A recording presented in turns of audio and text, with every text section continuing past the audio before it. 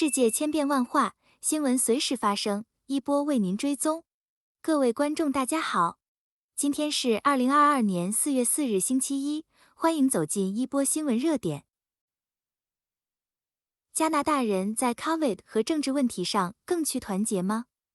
一项新的调查显示，越来越多的加拿大人正在变得分裂。一些人说，问题导致他们减少了与朋友或家人的联系。萨斯喀彻温大学加拿大应用与社会研究中心对全国电话的调查于3月7日至3月24日期间完成。他向1011人询问了他们分歧最大的问题。大约3/4的受访者表示，他们认为社会已经变得更加两极分化。过去一年中最具分歧的两个问题是72%的受访者对 COVID 大流行存在分歧，73%的受访者对2021年联邦大选存在分歧。大约40%的受访者表示，他们因有关大流行或政治争论而减少了与朋友或家人的联系。受访者的回答似乎受到他们的政治倾向的影响。在草原省份，受访者倾向与保守政策一致。大草原上的人们比其他任何地区都更有可能相信应对气候变化和禁止攻击性武器的问题正在分裂加拿大人。然而，在加拿大中部，受访者并不认为禁止武器是一个分裂的话题。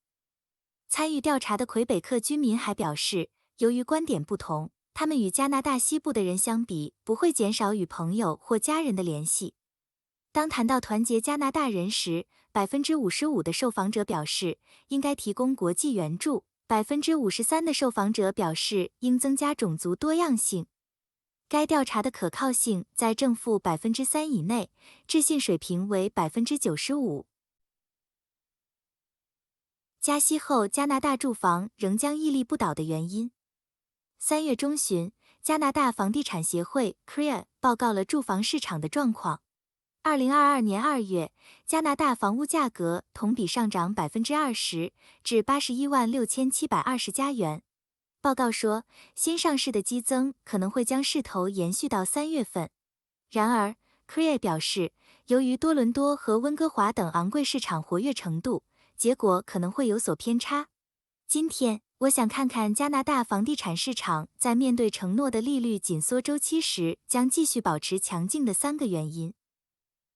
1. 加拿大的住房供应仍然很低。上个月，皇家银行警告说，未来几个月住房负担能力只会变得更糟。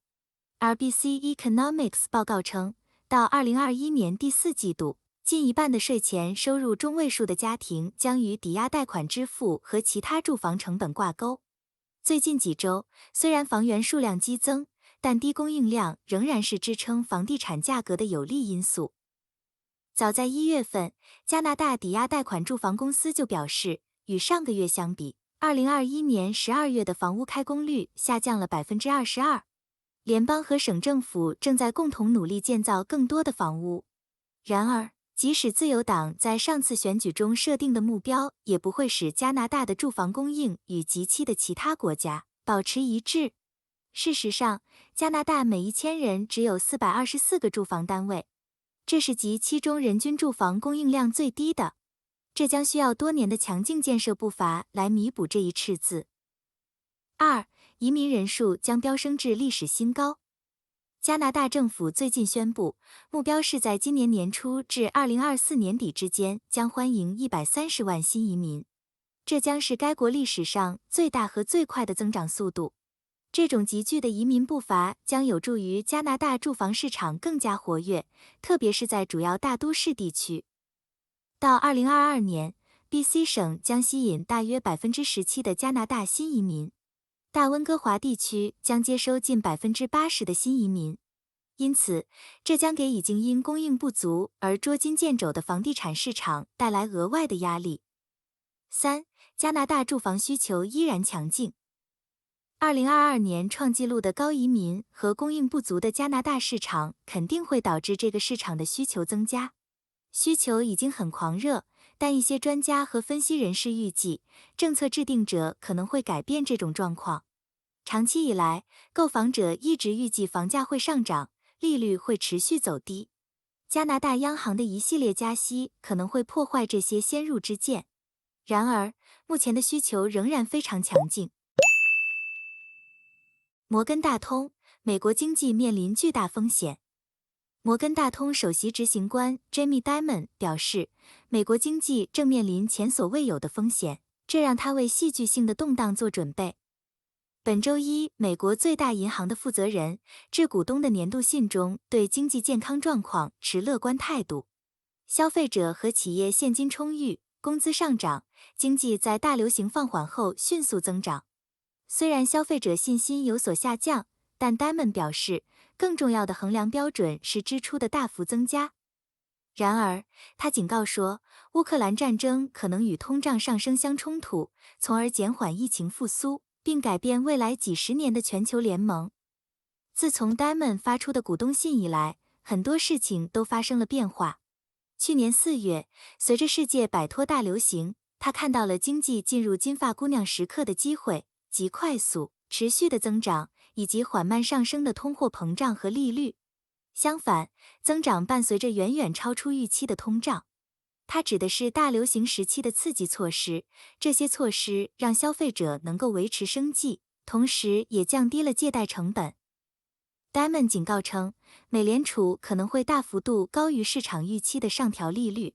美联储上个月开始加息，并暗示今年将再加息几次，包括可能在下次会议上加息半个百分点，而不是传统的0.25个百分点。他补充说，俄罗斯对乌克兰的战争和旨在阻止乌克兰的西方制裁至少将减缓全球经济。大宗商品和农业市场已经步履蹒跚。他支持的额外制裁的前景可能戏剧性的、不可预测的增加其影响。他透露，随着时间的推移，摩根大通在俄罗斯的业务可能会损失约10亿美元。Dimon 再次呼吁制定新的马歇尔计划，指的是美国在2战后帮助西欧重建的倡议。他说，能源投资对于使世界摆脱对俄罗斯石油和天然气的依赖尤为重要。他特别呼吁美国为石油和天然气项目发放许可证，并增加向欧洲运送液化天然气。他说，确保满足当前的能源需求，并不一定以牺牲对绿色能源的投资和减少碳排放的努力为代价。法新社，俄在乌下一个 B 计划是什么？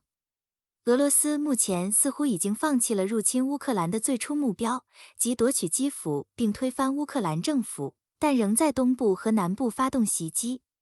在乌克兰军事行动进入新的阶段后，促使俄罗斯寻求下一个 B 计划。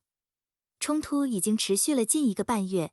法新社研究了俄罗斯对乌克兰战争下阶段的5个目标。1. 取得象征性胜利。俄罗斯总统普京希望在5月9日俄罗斯在第2次世界大战中战胜纳粹德国时报告某种成功。莫斯科智库外交与国防政策委员会名誉主席、前克里姆林宫顾问 Sergei Karaganov 表示，俄罗斯不能输，所以我们需要这种胜利。2. 夺取领土。虽然俄罗斯军队似乎正在远离基辅和北部其他地区，但俄罗斯没有在东南部城市马里乌波尔周围采取此类行动，该市已被围困了数周。夺取马里乌波尔将是俄罗斯实现其控制克里米亚半岛与俄罗斯相连的领土目标的关键一步。3. 支持自治。北部顿巴斯地区的顿涅茨克和卢甘斯克是2个亲莫斯科的州，因此占领这2座城市将使莫斯科控制乌克兰东部的大片领土。